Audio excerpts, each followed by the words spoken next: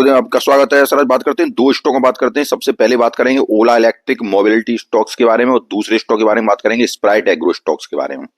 सबसे पहले ओला इलेक्ट्रिक के बारे में बात करते हैं। ओला इलेक्ट्रिक की अगर बात करें तो अपने 52 वीक हाई से 53% नीचे स्टॉक गिर चुका है। अगर यहाँ पे हम बात करें तो आज के दिन का जो वॉल्यूम आया, वॉल्यूम 37 मिलियन का वॉल्यूम आया। अब काफी लोगों के प्रश्न है कि सर ये स्टॉक कितनी गिरावट हो सकती है, इस स्टॉक में कहाँ तक गिरावट हो सकती है। सबसे पहले मैं अगर बात करूं ओला इलेक्ट्रिक की तो एक फ्यूचरिस्टिक स्टॉक है, इस बात को आप याद रखिए। टू व्हीलर थ्री व्हीलर का एक महत्वपूर्ण स्टॉक है ओला इंडस्ट्री, ठीक है।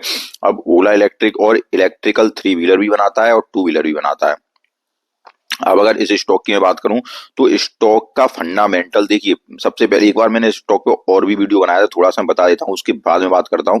इस स्टॉक एक बार मैंने और वीडियो बनाया, तब मैंने कहा था कि इस स्टॉक के ओला इलेक्ट्रिक के कुछ स्टॉक मतलब आप अपने पोर्टफोलियो का लगभग कितना 0.5% का, कितना 0.5% का, या अगर आपका ज्यादा बड़ा पोर्टफोलियो अगर आप रिस्क ले सकते हैं तो 1% का, ठीक है सर।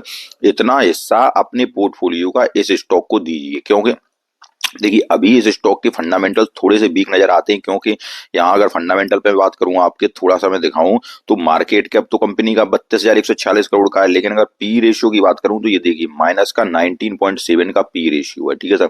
माइनस का 19.7 का पी रेशियो। पी रेशियो की बात करें तो वो यहाँ है नहीं है। बुक रेशियो की बात करें तो वो ही 4.9 का है। और इसके बाद अगर यहाँ इंस्टीट्यूट होल्डिंग की बात करें तो वो 9.3 की है, ठीक है सर। शेयर होल्डर पैटर्न की अगर हम बात करते हैं तो शेयर होल्डर पैटर्न अगर देखते हैं तो प्रमोटर की होल्डिंग 36.78% है, एफआईआई की होल्डिंग्स है, म्यूचुअल फंड की होल्डिंग्स है, अदर इंस्टीट्यूट की होल्डिंग्स भी है, और पब्लिक की होल्डिंग्स 48.41% है, ठीक है सर। थोड़ा सा मैं वीक क्यों बताता हूँ, देखो पब्लिक की होल्डिंग्स ज्यादा है, प्रमोटर की होल्डिंग्स कम है, लेकिन इसमें एक अच्छा ये है कि इसका बिजनेस जो है फ्यूचरिस्टिक बिजनेस है। और ओला इलेक्ट्रिक स्कूटर जो है वो एक ऐसा ब्रांड है ओला इलेक्ट्रिक स्कूटर, जिसको आप अगर कोई टू व्हीलर लेने जाता है तो ओला इलेक्ट्रिक स्कूटर को लेना पसंद करता है, ठीक है सर। अब थ्री व्हीलर भी इसके आ रहे हैं, तो एक इसीलिए मैंने बताया कि इसका बिजनेस बहुत अच्छा है स्टॉक का। इसके लिए इस कंपनी के थोड़े से स्टॉक आपको अपने पोर्टफोलियो में शामिल करने हैं, जो मैंने आपको ही बताया। अब अगर स्टॉक के टेक्निकल की बात की जाए तो टेक्निकल अगर देखा जाए तो आरएसआई कितनी आ रही है, आरएसआई 26 की आ रही है। एएफआई इंडेक्स की बात करें तो 32.6 का आ रहा है। उसके बाद अगर हम यहाँ पे बात करते हैं एसएमए की बात करें, वॉल्यूम की बात करें तो वॉल्यूम जो वीकली आ रहा है वो आपका 22.02% का वॉल्यूम वीकली आ रहा है।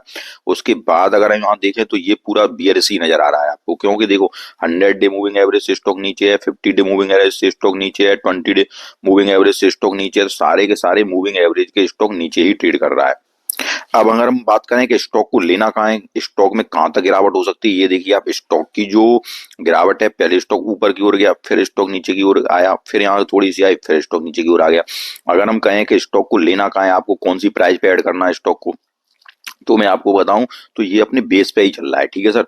स्टॉक अपने बेस पर ही चल रहा है। अगर आप थोड़ा ये सोचते हैं कि रिस्क न लें स्टॉक में, ठीक है सर, अगर आप ये सोचते हैं कि रिस्क न लें तो एक छोटा सा अगर मैं आपको एसएल बता दूं इस स्टॉक में, तो आप इस स्टॉक का एसएल ये वाला, वो लगभग एसएल कितना है सर, लगभग 66 का एसएल, ठीक है सर।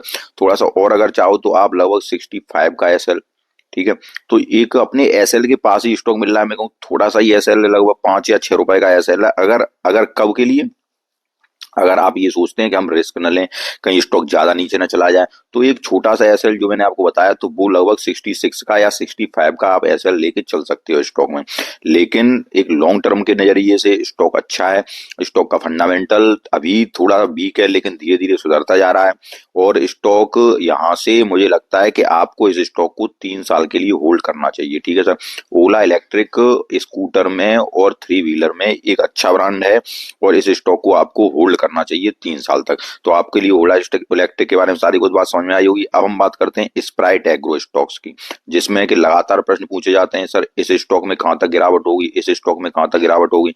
तो चलते हैं स्प्राइट एग्रो के चार्ट की तरफ। अगर हम स्प्राइट एग्रो की बात करें, देखिए सर इसका स्टॉक के मैं पहले भी इसके ऊपर मैं वीडियो बना चुका हूं। फंडामेंटली वीक स्टॉक है, ठीक है सर। जो फंडामेंटली वीक स्टॉक है, क्योंकि यहाँ पे अगर शेयर होल्डर पैटर्न की बात करें तो प्रमोटर के पास 0% का माल है और पब्लिक के पास पूरा 100%, 99.99% का माल है। उसके बाद अगर कुछ मैं आपको टेक्निकल्स की बात करता हूँ, मैंने तो आप टेक्निकल्स की अगर बात करें तो RSI 36.4 की चल रही है, MFI इंडेक्स 75.5 का है, जो कि अभी भी स्टॉक को आपको ओवरबॉट जोन में दिखा रहा है। ठीक है सर। उसके बाद अगर हम बात करें यहाँ पे, तो ये देखिए आप स्टॉक जो है, स्टॉक लगातार बीआरएसी बना हुआ है, जो कि 200 डे मूविंग एवरेज से स्टॉक नीचे आ गया है, 50 डे मूविंग एवरेज से स्टॉक नीचे आ गया है, 20 डे मूविंग एवरेज से स्टॉक नीचे आ गया है। लगातार बीयरिश ट्रेंड बना हुआ है स्टॉक का। अब यहाँ पे थोड़ा सा हम चार्ट पे चलेंगे, लेकिन एक बात याद रखनी है, इस स्टॉक के बारे में, स्प्राइट एग्रो स्टॉक्स के बारे में मेरी आपकी तरफ से कोई भी बाई और सेल की रिकमेंडेशन नहीं है, ध्यान रखिए आप। स्प्राइट एग्रो स्टॉक्स के बारे में केवल मैं यहाँ पे बता सकता हूँ कि कहाँ तक जा सकता है, वो भी इसमें चार्ट को देखते हैं, चार्ट क्या कह रहा है इसमें, उसके बाद हम बात करते हैं। अब अगर स्प्राइट एग्रो के चार्ट पे हम आए, तो चार्ट देखिए, चार्ट जो कह रहा है, क्योंकि चार्ट में इस स्टॉक में ज्यादा वैसे मालूम नहीं पड़ता है, लेकिन तब भी मैं अगर चार्ट ही कहूँ तो ये देखिए, ये जब इस स्टॉक ने इस ट्रेंड लाइन को ब्रेक किया था, तब ये और भी वीरेस मोड में आ गया था। अब अगर स्टॉक की बात करें, तो इस स्टॉक को सपोर्ट जो लेना चाहिए वो इस प्राइस पे लेना चाहिए, 10 रुपए 46 पैसे पे सर। कितने पे सर? 10 रुपए 46 पैसे पे इसका सपोर्ट बनता है। अगर ये इस चार्ट का पालन करता है तो 10 रुपए 46 पैसे पर सपोर्ट बनता है। उसके बाद देखते हैं कि स्टॉक, क्योंकि RSI लगभग 36 के आसपास आ चुकी है, तो RSI तो अब यहाँ से कहूँ तो यहाँ से अब स्टॉक ओवरबॉट जोन में ही जा चुका है।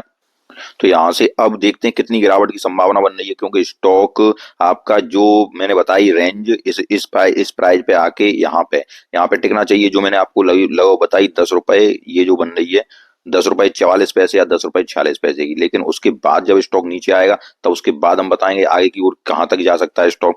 तो मिलते हैं तब तक के लिए। अगर मैंने आपको दोनों दोनों स्टॉक के बारे में बताया, ओला इलेक्ट्रिक स्टॉक्स के बारे में बताया, स्प्राइट एग्रो के बारे में बताया, दोनों स्टॉक्स, अगर आपको दोनों स्टॉक के बारे में आपको बातें पसंद आई हो तो वीडियो को लाइक कीजिए, चैनल सब्सक्राइब कीजिए। धन्यवाद। हाँ, एक बात और, कि मैं आपके सामने 5 स्टॉक अब आज से कल के दिन या वीडियो अपलोड करूंगा, तो उसमें आपको 5 स्टॉक्स ऐसे बताने वाला हूं जो कि बजट के लिए महत्वपूर्ण हो सकते हैं, और इन स्टॉक्स में बम्पर तेजी आ सकती है, जिनमें कि इंफ्रास्ट्रक्चर का स्टॉक, इंफ्रा के स्टॉक हो सकते हैं। उसके बाद हेल्थ हेल्थ वाले स्टॉक हैं, जिनमें के हेल्थ के स्टॉक, इंफ्रा के स्टॉक्स, और जिन स्टॉक पे सरकार फोकस कर रही है, ऐसे में 5-6 स्टॉक चुन के आपको एक एक बनाने वाला हूं, जिसमें के हो सकता है कल वीडियो में अपलोड कर दूं उसको। तो अगर आप चैनल सब्सक्राइब नहीं किया, चैनल को सब्सक्राइब कीजिए। मिलते हैं नेक्स्ट वीडियो में, तब तक के लिए नमस्कार।